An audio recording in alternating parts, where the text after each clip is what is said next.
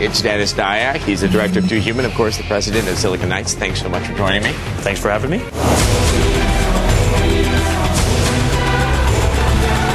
Two Human, its story, we're dealing with something that's rooted in some classic mythology that has quite a bit of a sci-fi cybernetic angle. Why did you decide to go in that direction? So what we did is we said, we want to retell Norse mythology exactly, but if we're going to do it from a science fiction perspective, how do we do this? If this was something that happened a long time ago, if technology is advanced enough, is indistinguishable from magic. So that was how we defined our gods. They're going to be so technologically advanced, they're going to seem superhuman or godlike to regular humans without the technology. And all the monsters became machines. So whether they're giants or some of the servants of hell, it's automatically a machine. So the first thing we did is say, okay, man versus machine.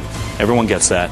Everyone likes Viking, cybernetic gods, beating up robots. It's fun. But at the deepest level, and where I was inspired to first start thinking about this content, is the effects of technology on society, how they're both good and bad.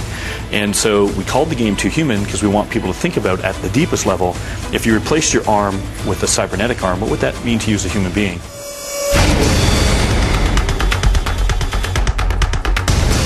You guys have always been very good at telling games and also having gameplay that fits with this. What is your strategy to be able to pull that off? What we did is the game itself is a merger on many levels. So it's a fusion between action and RPG. It's a fusion between mythology and science fiction. And when we're creating the gameplay, we wanted to really make sure that you felt like a Viking god when you were killing your enemies and sweeping through them with all your different weapons, whether you're using guns or whether you're using hammers or swords.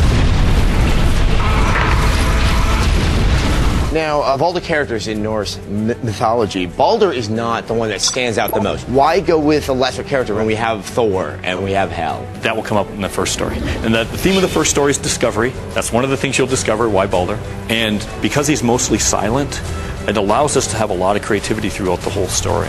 Where in Odin, in Heimdall, or Loki, they're really well described throughout the mythologies.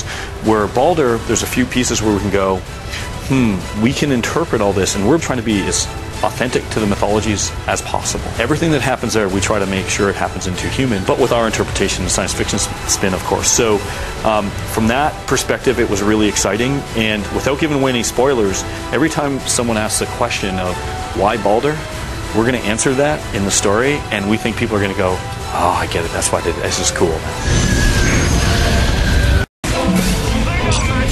So the combat in the game, what is the player going to be doing that makes it so different from other action games? You know, that's one of the things that I think separates Two Human more than anything else. We want it to be an epic game where you're fighting mass armies of enemies. So we need you to feel like a god amongst men as you play Baldur. So a god amongst men should be able to destroy millions and millions of these. Stand and fight!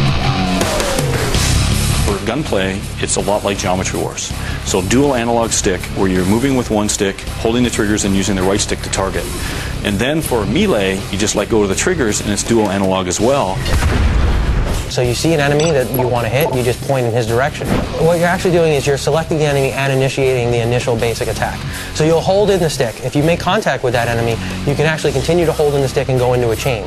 You can then roll from that position or just let go and kind of re-tap from that position to go ahead and attack guys at different arcs. So you can go, from 12 o'clock to 6 o'clock to 9 o'clock and just go boom, boom, boom. So if you really want to do the best combos, you'll want to plan out where the enemies are going to be, where they are, and how you want to actually chain them and link them together. And one of the things that's actually really interesting about Two Human is we have a combo meter system that actually fuels essentially your spells.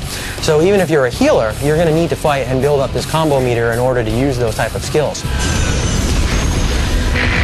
Another skill you'll want to master is the finisher.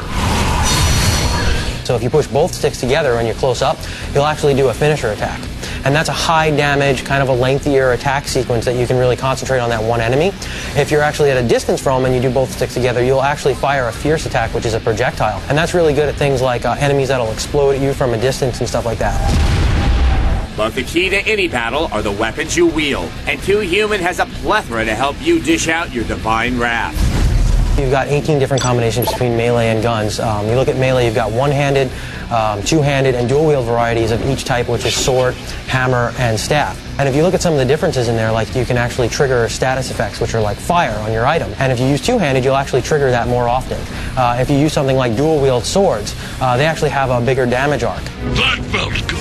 In range combat and guns, you've got a bunch of different varieties as well. You've got pistols, rifles, and heavy cannons. And all those actually have unique secondary fires. So the pistols have dual wield, you can fire 2 of them. The rifles actually have grenade ammunitions, and the cannon actually has blasts and charges and missiles.